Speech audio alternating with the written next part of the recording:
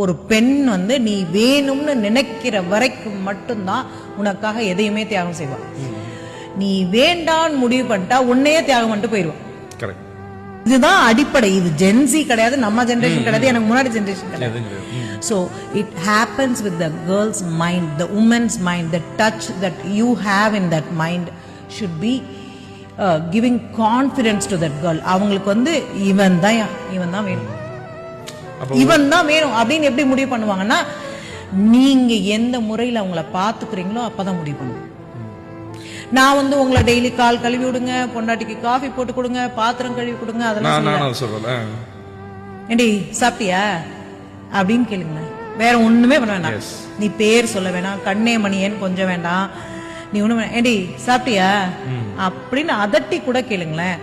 நீங்க சாப்பிட்டியான்னு கேட்டது ஒரு மிகப்பெரிய சேஞ்ச் கொடுக்கும்.